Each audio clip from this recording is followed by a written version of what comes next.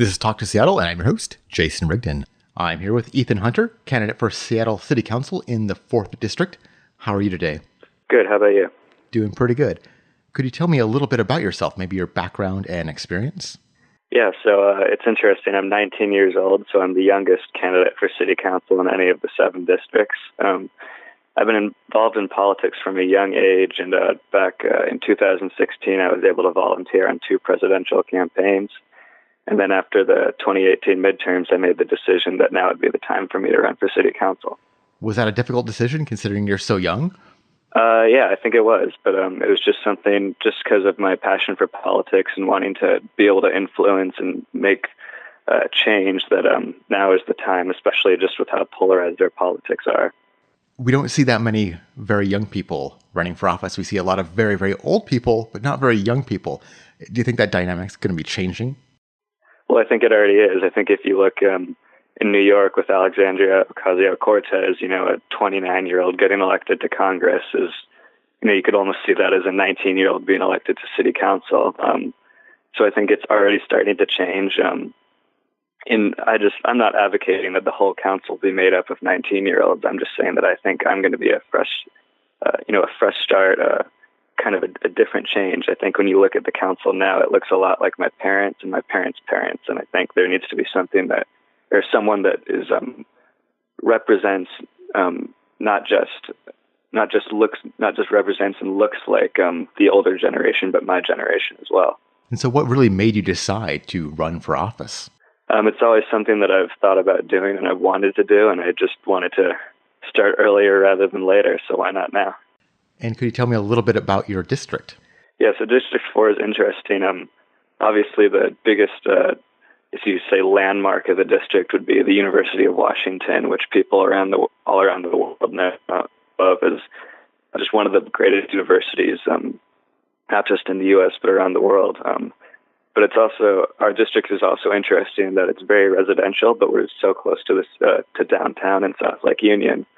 So you get kind of that big city feel, but a little more quiet than I guess you could say like the Central District or downtown, and that we're a little ways from the city, so we get some quiet here. And so what are some of the biggest challenges facing your district? So I think homelessness, affordable housing, and those are also challenges that are facing the city. When we look at affordable housing, we have a lot of young people coming out of college who are, especially with the University of Washington, who are looking to stay in Northeast Seattle and find jobs, but it's so unaffordable and the skyrocketing housing prices and rents. Homelessness, obviously, that's one of the big parts of my campaign is looking at different issues as to how we can address the homelessness crisis, not just in District 4, but throughout the whole city. And then for the city as a whole, what are the biggest challenges that you see? Well, I think dealing with homelessness and one of the big issues that I think we have in the city right now is the gridlock that we have between this relationship between not only the city council, but just the people of Seattle and big business. I think if we look at Amazon, obviously the biggest company within Seattle, and we sort of have this relationship where we like that they're bringing jobs, but we don't like maybe that they're getting free handouts from the city. Obviously, we had the head tax that didn't go through a couple months ago. So one of the big things of my campaign is kind of reevaluating what our relationship should be with big business and how we go about working with them to solve our city's problems rather than just pushing them aside as the enemy. And how exactly would you go about that? Yeah, so I think if we work with companies like Amazon and Microsoft to have them not just necessarily tax them, but and have them work with them to get investments back into the community, into things like affordable housing, mental health care, helping those down in their luck. Obviously, the heroin crisis is something that we obviously need to address, and that's in many ways directly related to homelessness in the city. Working with them to get investments back into the community is something that I support rather than just taxing them through something like a head tax. That's something that maybe we should look at a later date, but I think to start, if we work with them to get investments back into the community, that'll improve our relationship with them rather than just taxing them, which I think may have a negative impact on our relationship with those big businesses. So what can the city do to help the homeless folks in town? I would start by affordable housing, free and reduced housing for not just low income individuals, but for those that are homeless. And then I think we need to set a time that they're allowed to be in affordable housing, free and reduced public housing. I would support additional incentives for those who find and maintain a job. But we also need to realize that not everyone who is homeless wants to get out of being homeless. So we're not going to solve this issue altogether. But I think if we can just help a majority of the people find jobs, maintain housing, and then once they're in public housing, as they get jobs, being able to afford them their own rent, so that the city's not having to foot the bill. And how can the city help people do that? Like one of the focal points that I mentioned earlier is working with big businesses who have so much power in the city. If we work with them to get investments back into the community, I think that's the best starting point. Just because our city's budget is limited and that we don't have an income tax, I'm not proposing one. We don't have a state income tax, I'm not proposing that.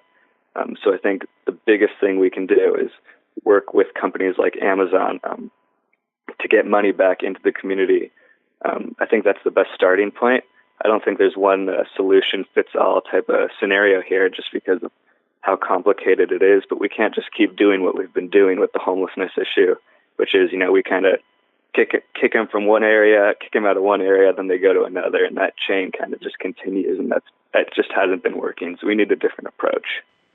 Do you think the city's spending enough money on homelessness right now? I can't say. I think it's not necessarily the money, but just the way we've been handling it. I think if we used our resources a little better, I think that would be a better way of going about it. But again, just because our money is so limited, that we should be working with companies like Amazon and Microsoft to get investments back into the community. And I think that not only helps to start solving this homelessness crisis, but improves our relationship with businesses and job creators around the city. And what can the city do to improve our transportation system? Yeah, so another big point of my campaign, I think we should be working with King County Metro to improve our bus routes. We should be adding more efficient, more express bus routes, and we need to be actively promoting the use of public transportation. I mean, we have this huge issue with parking, especially in Eastlake right here in District 4.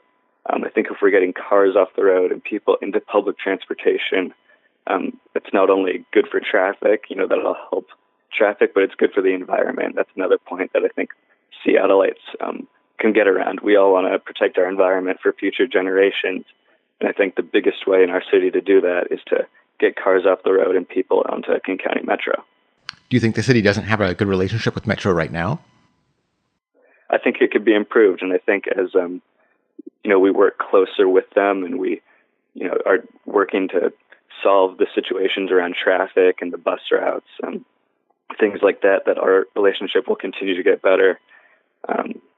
I don't know that it's terrible right now, but I think that there's just things that we need to be doing better to improve things like traffic, public transportation, and then, of course, cleaning up our environment, which is going to be crucial. And then what can the city do to help improve affordability? Right now, the city is just so expensive to live in. Yeah, clearly. Tell me about it. So one of the things that I would start by doing is making sure that not only implementing things like rent control, but making sure it's being enforced. I think we have too many people who are being taken advantage of throughout the city. We need to make sure that we have renters' rights. I know that's a big issue right now.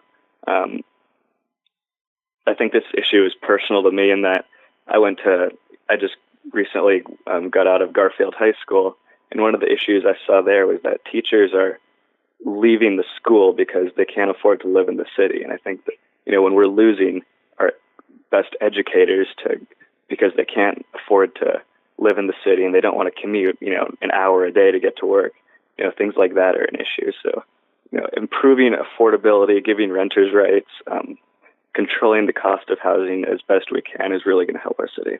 And did you say you are for rent control? I am. And what would that look like? I don't have a detailed proposal right now, so I'll get back to you on that. So we live in really polarized times. What would you do to help bring the city together as a leader? Yeah, so let me start by saying that I think that our differences are more imagined than real. We have to kind of realize that once we get past this, in a sense, overly simplistic rhetoric and start digging into the substance of issues that every Seattleite wants to solve, like homelessness and the heroin crisis, as you just mentioned, things like rent control. I'm convinced in just talking to people around the city and in my district that we can find great ways to come together and solve these problems. One of the big points of my campaign that I've made and I'll continue to make is that this isn't about whether you're a liberal, a conservative, or a moderate. We all have a stake in our future. And I think if we can come together around an agenda that, maybe we won't like some parts of it, but we will others. And I think just kind of uniting people is the best way to go about bringing people together in these polarized times. So that's kind of where I would start. And if people want to learn more about your campaign, where should they go? Yeah, so they should go to Hunter, Hunter, the number 4, SeattleCityCouncil.com. Well, thank you so much for coming on the show today and telling us about your campaign. Yeah, thanks for having me.